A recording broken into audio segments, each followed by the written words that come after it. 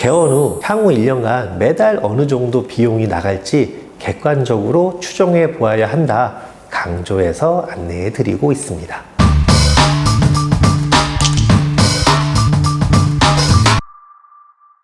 네, 안녕하세요. 쌤, 오늘은 어떤 내용을 말씀해 주시나요?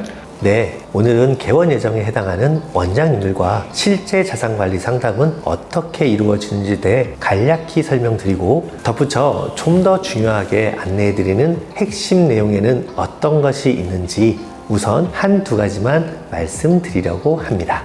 그럼 전체적인 상담 내용은 어떻게 이루어지는지 설명해 줄 수 있을까요? 네, 기본적으로 저희 회사나 제가 어떤 역할을 할 수 있는지에 대해 설명드리고 원장님들의 니즈를 청취하면서 동시에 원장님들의 기본적인 정보를 파악하게 됩니다. 또한 니즈 청취와 정보 파악을 바탕으로 자연스럽게 개원 초기 자금 관리는 어떻게 하면 좋은지 설명드리면서 구체적인 통장 관리와 단기 자금 운용에 대해서도 안내해 드립니다. 그리고 사전에 예상되는 병원 관련 비용 분석하는 것이 무척 중요하다 설명드리는데요. 이를 통해 손익분기점 매출, 더 나아가서 어느 정도 이상의 매출이 나와야 봉지기 시절보다 수입이 많아질지 논의하게 됩니다. 또한 손익분기점 매출이 넘어서고 병의원이 안정화되는 시점부터는 익년도에 납부하게 될 종소세 납부 재원 마련을 준비하기 위해 매월 매출의 일정 퍼센트를 저축하는 것이 좋다고 추천드리고 있고, 이는 마치 봉지기 시절 월급을 수령하게 될 때 세금 등이 원천 징수되는 것과 같은 효과를 갖게 되고 궁극적으로는 안정적인 재무 활동을 할 수 있을 거라고 설명드립니다. 그리고 또 다른 내용이 있을까요? 어느 정도 병원 경영이 안정화되는 시점에는 재무 목표의 설정의 중요성과 또한 효율적인 자금 관리가 이루어질 수 있는 방법에 대해 알려드리고 있습니다. 끝으로 실제 상담을 하다 보면 의외로 금융 및 투자 관련 경험이 적은 원장님들이 제법 있었는데요. 이런 경우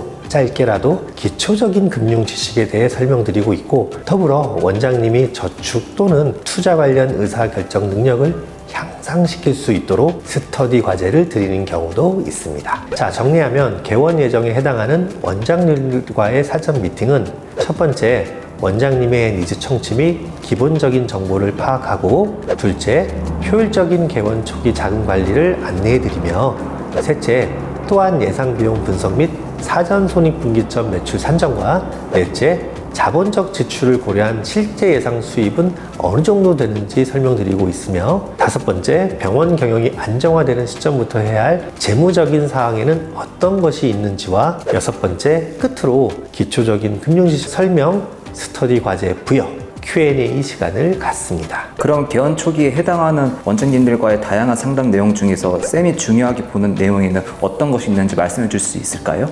개원 전 시간이 될 때 불필요한 통장을 해지하거나 병원 매출이 입금되는 통장과 지출 전용 통장을 구분하여 관리하는 방법이나, 단기 자금을 운용할 수 있는 통장 등이 없으면 새로이 개설하는 것, 또한 사업자 카드 관련 내용 등등 정말 중요한 내용이 많고 다양하겠으나, 그 중에서 저는 손익분기점에 해당하는 비용 분석과 예상 수입 산정에 있어 자본적 지출을 고려하는 것이 가장 중요하다고 봅니다. 특히 비용 분석은 개원 초기에 구체적으로 따져봐야 하고, 개원 후 향후 1년간 매달 어느 정도 비용이 나갈지 객관적으로 추정해 보아야 한다 강조해서 안내해 드리고 있습니다. 가령 인건비, 의약품비, 소모품비, 관리비, 홍보비, 미수료 또는 대출이자 등의 금융비용, 기타 예상되는 재비용 등 항목별로 꼼꼼하게 산정해 보라고 말씀드리는데요. 그래야 손익분기점 매출을 예상할 수 있고,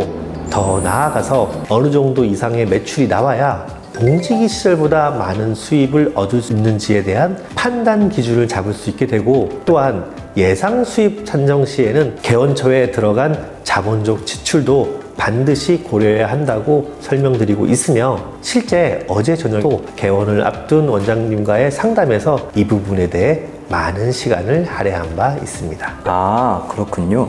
이상 오늘은 개원 예정에 해당하는 원장님들과 실제 자산관리 상담은 어떻게 이루어지고 있는지에 대해 간략히 설명드렸고요. 다음 편에서는 좀 더 구체적인 사례에 대해 소개해 드리도록 하겠습니다. 감사합니다.